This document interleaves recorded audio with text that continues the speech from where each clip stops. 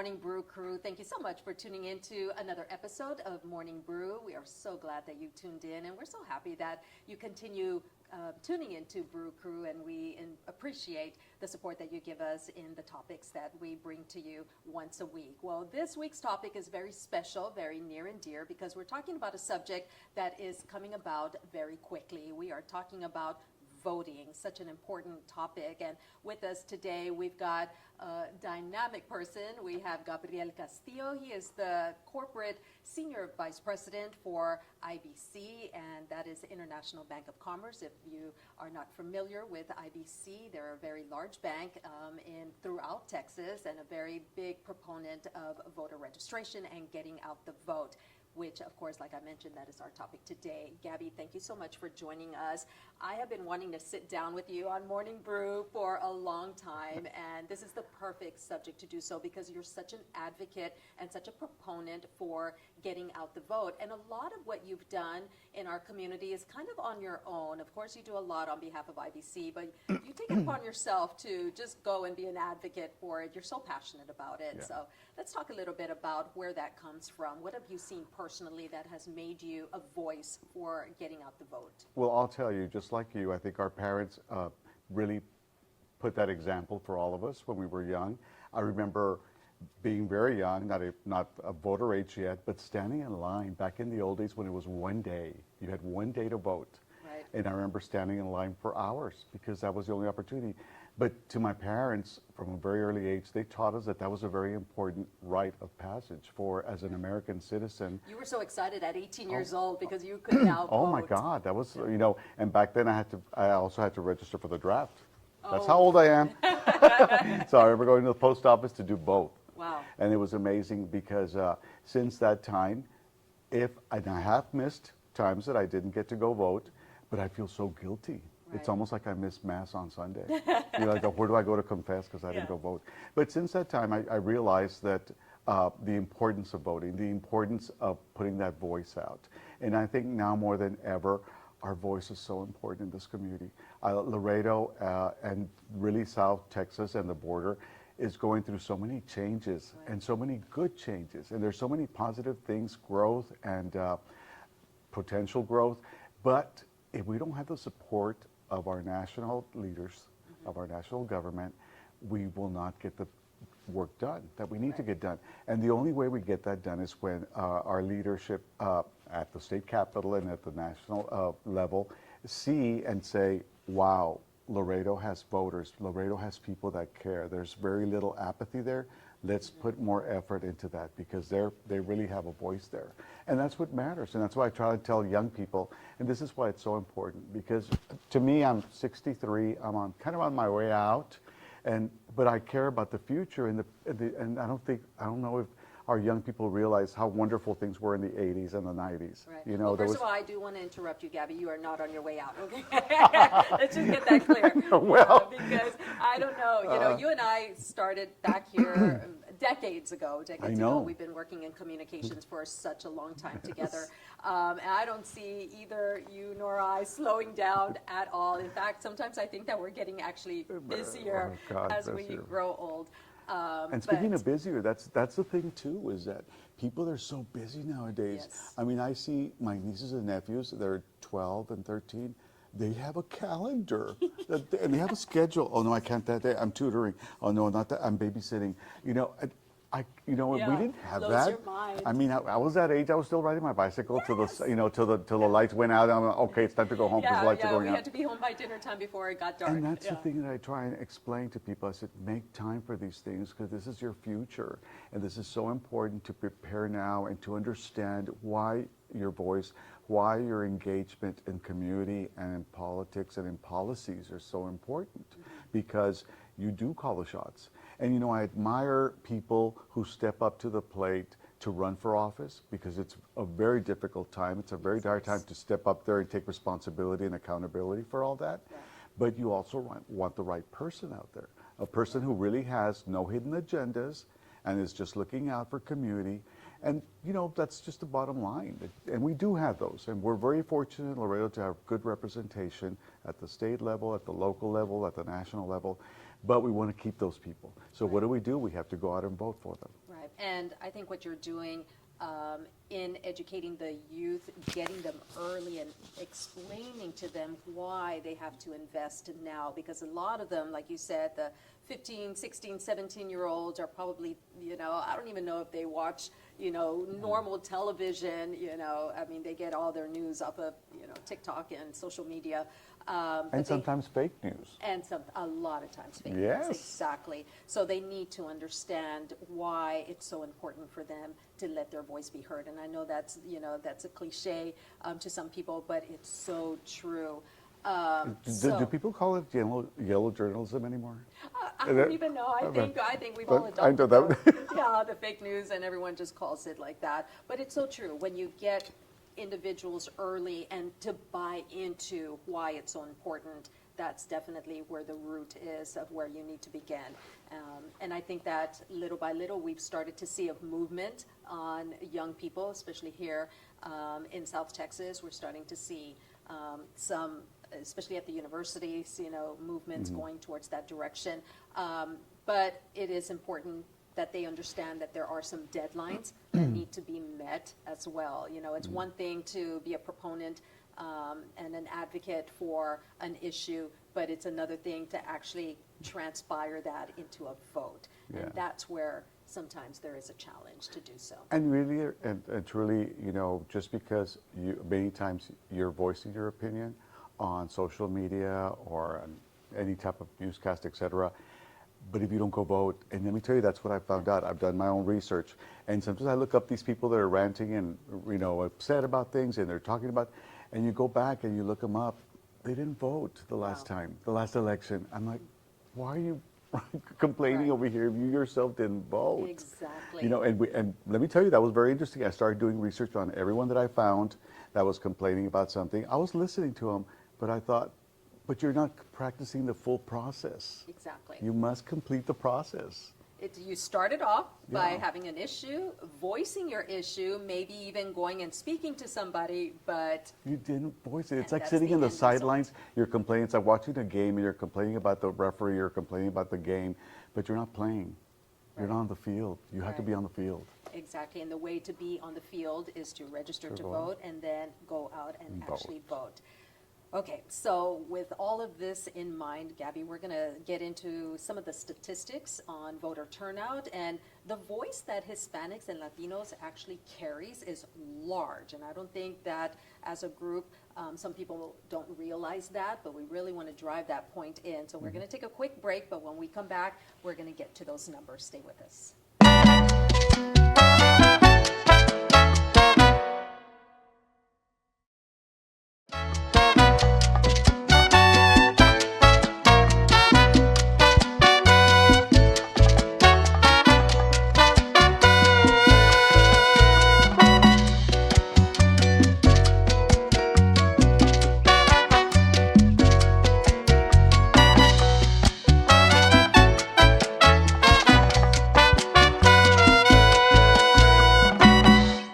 Welcome back, everybody. On this issue of Morning Brew, we are with Gabriel Castillo, and we're talking about such an important subject. We're talking about voting and getting out the vote and telling people and explaining to them why it's so important to let your voice be heard. And we're going to dive into the statistics of the Latino Hispanic vote. It's a powerful group that more people need to realize that their voice will make a difference. And that's a very important point to make, because anywhere you go, national or at the state level, any state you go to, people, especially our political leaders, know there's a strong Latino and Hispanic vote. And now it's kind of a strange thing, because before, what were we? Mexican American, Right. then we went Hispanic, Right. and now we're Hispanic Latino. Right, So right. we have to keep up with all those things too. And maybe because we've gone through the whole gamut Yes, we of these have. things. So as I was looking through through this data, I thought, oh wait,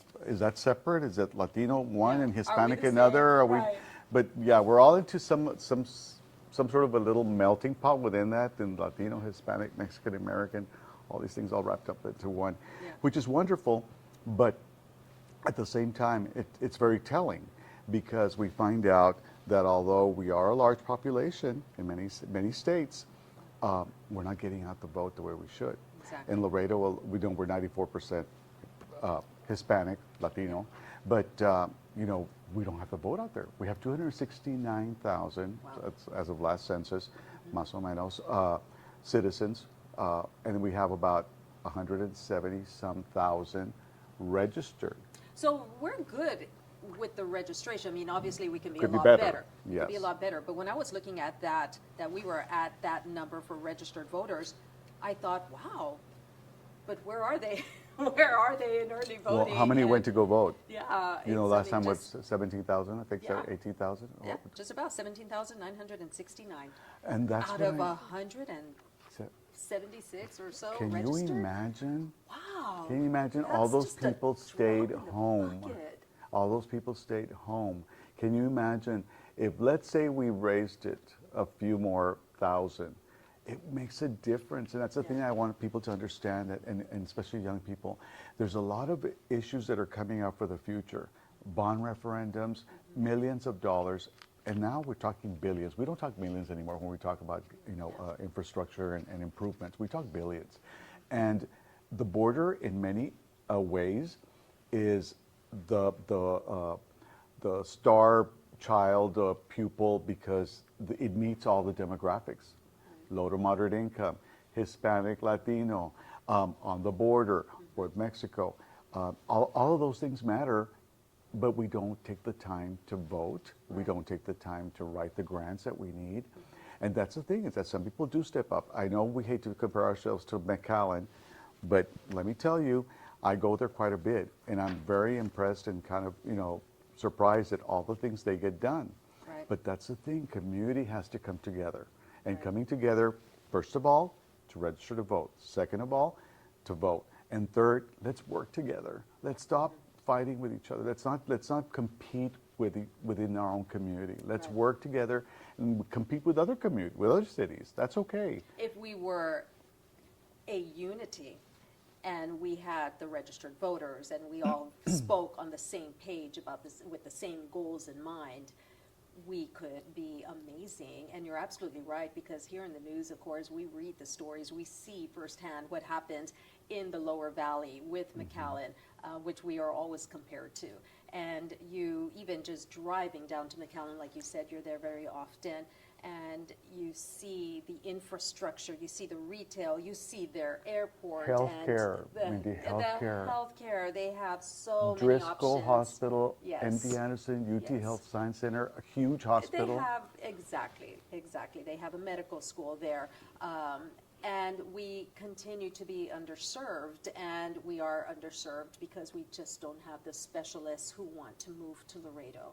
And a lot of that is because of what they see and Quality of the life. quality of life issues. And I know we digress and we're going on a different subject, but we take it back to elections and voting, because that's the way you get things done, with funding. And how do you get funding? By being on the same page. Yes. And by showing the elected officials at the state and national We level care. that we care. And how do you show we care? By voting. And the thing is that the more votes you get, the more engagement you get, the more money. You have to think about it that way. That's the reality of life, is that if you're in there and you're raising your hand and you're speaking up, people do listen. It's like, okay, and maybe they do it to shut us up, but they'll give us the money. Okay, here it We'll is. take it. We don't care how. Yes. You know, that that binational park that we were talking about on the riverbanks, it's already got some funding. It still needs more. We could get more if we all got out there and put our minds together, our values together, and get that done. It's going to be a beautiful project that I know will attract people. And those are the little things. It takes baby steps to get people here, but we're doing as good a job as we can, and we are doing a good job with healthcare, but we need more. We can't wait to travel to San Antonio or go all the way to Corpus. We need to get it here. So what do? We go out there, we vote, and we let people know that we do want these things in our city. Yeah, you're absolutely right. Going back to what you were saying about the projects and the binational park, now comparing that to the San Antonio Riverwalk. The San Antonio Riverwalk was not made in a small period of time. It was made over decades of time, but it was made because everybody was on the same page and they all wanted to see this happen in downtown San Antonio. And it took everybody being unified and voting and showing strength in numbers to be able to get funding to create that beautiful riverwalk that they have there. Well, we can have the same thing. And we can have it if, like you said, we were all on the same page. And it starts with this. I think we talked about this earlier about how the city is getting engaged in promoting voter registration also. Right. That's the type of thing where we all come together, we're all doing our part to promote something that's important. So voter registration is very important. I applaud the city for this effort and what they're going to be doing as far as pushing it.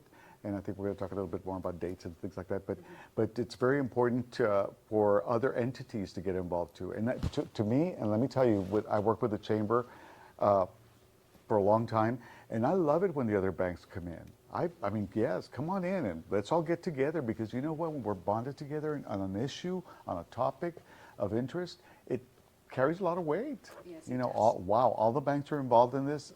Then we need to get involved in this. You know, or all the healthcare agencies are involved in this. We need to get involved in this. We have two wonderful institutions of higher education here. We have Laredo College. We have Texas A&M International. Both of them have a number of employees. We've got the school districts. You know, and the UT Health and Science so Center. The UT. Absolutely. No, it's called something else. It's called It's not part of the UT Research system. Center. Research Center. Right. Under Adriana Nunemaker.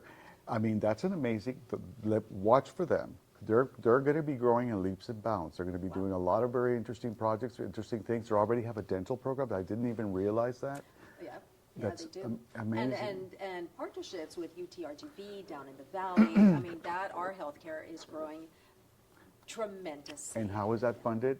By state leaders, Yep. by national leaders Yep. that say Laredo needs this. Laredo needs more help. Yeah, so now we need to let our voices be heard so we can Again. just continue getting more. Again.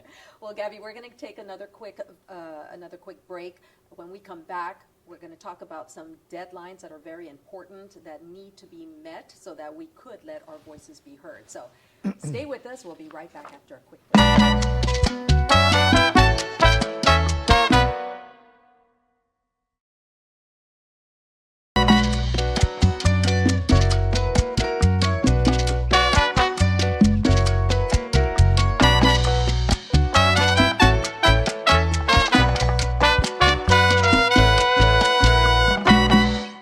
Welcome back, everybody, to this episode of Morning Brew. We are talking everything voting, voter registration, getting out the vote, and why it is so important for you to let your voice be heard. Once again, I am joined by Gabriel Castillo, who is such a passionate proponent of voting and has just literally taken it upon himself to go and preach to everybody why we need to get together as a unified community and we need to go out and vote. So.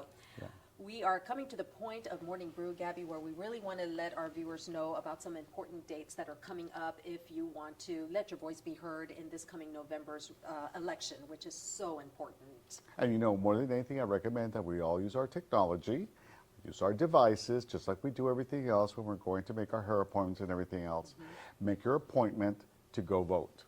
Okay. Make your appointment. Put it on your calendar. Put it on your calendar, because With let me tell you, alarms. and it's, you know, today's world, we're all so busy. And I respect that and I understand that, because I'm the first one to admit that my day goes crazy.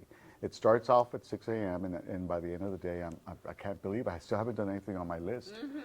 But that's very important to put that on your list. Put that on your Outlook calendar, on your Google calendar, wherever you want, but put an alarm there that you're going to put these dates and keep these dates in mind. And once again, very important, if you have kids that are of voting age or turning into voting age, sit down with them. Not only don't just order them to go and register, explain to them why. Mm-hmm. Why it's so important. Explain what your life was all about, how you did it, and what was important, what difference has that made in your life? I mean, it has. I mean, we're Americans, we've all lived here in the United States, and we know the good things and the bad things that have happened and why it's important to vote. So let's put that out. You know, talking about your kids that are of voting age, why not just take them with you? You know, yes. Say, okay, everybody, we can vote on a Saturday, we can vote on a Sunday. I know, you know, maybe during the week we're not all at the house together because we all have schedules, but let's just go make this a family affair. And let me tell you something else.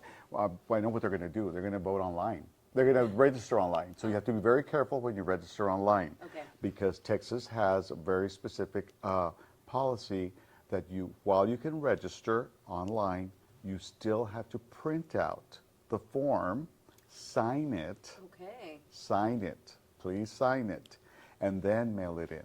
So you're not registered You're to not vote registered just to by vote. filling it No. out online. No, and I tried it myself just to see how it worked, and that's exactly how and they're still reminding me, you haven't finished your form, you haven't because finished they your think form. that you... Yeah, they thought, I mean, yeah, I signed up, I just wanted to test it, Right. but like we do everything else, we want to make sure everything's working, that technology's working, but they admitted at one point that they should have completed that whole process and explained it in more details, because it says very clearly now, you are not finished yet. You know, Wow. you still have to complete this by printing it out and mailing it in. Okay, so let's talk about some dates, because there is a very hard date on Yes. registering to vote to participate in the November election. So the Yes. very last day to register, if you're not registered, is when? October 7th. Okay. You must be registered by October 7th. Okay. Either way, you know, even if it's online, if you're registered by, as long as you've already done the process and you printed out the form, printing out the form is also good, but you must submit it, but you must mail it in. But October 7th, and don't wait till the last minute like I do for everything else. Don't wait till the last minute. Do it October 1st. Right, just to give it enough time. Now, if you register online, though, is there a button there that by October 7th, or does it actually have to be delivered to the elections office by October 7th? So long as it's postmarked. Okay, by Yeah. October 7th. Okay, Yeah. so print it out, run to the post office, get it postmarked, mail it off. Yeah. Okay. But stamp run will on cost October you- 1st. Yeah, less than a Go dollar. right. You have to Yeah. do things early, and trust me, I was back in the old days. I waited till the last minute to do everything, but now I've really changed, thanks to my boss and my job. I try to do things a week ahead of Yeah, deadline. yeah. Stay on top of it. Yes. There is a National Voter Registration Day that's coming up. That's September the 17th. Yes. This is an all-out effort across Campaign, the yeah. nation to get people to go and do this. So maybe do it online on September the 17th. Yes. Print it out, mail it. You've got plenty of time to get there in time by the October 7th deadline. Yes, and we also have the convenience of having a very easy to get to elections office. Webb County Elections Office, under the direction of Mr. Jose Luis Castillo, has really done a very efficient job of keeping the word out. And if you go to www.webbcountyelections.gov, right? And it'll appear somewhere, I hope, right? Yes, it'll be Okay, right here. okay, but it's very good to go there and see everything, because that'll give you all the deadlines, that'll give you early voting sites with their addresses, with the times that they're going to be open, and that'll give you the day of election day, where to go as well. Okay. Now, early voting, we're still very blessed to have early voting. It's a 2-week time period before the actual election day. Early voting starts when? I know it ends on November 1st, but it starts October on 21st. October 21st. So that's Yes. the 2 weeks before the election day.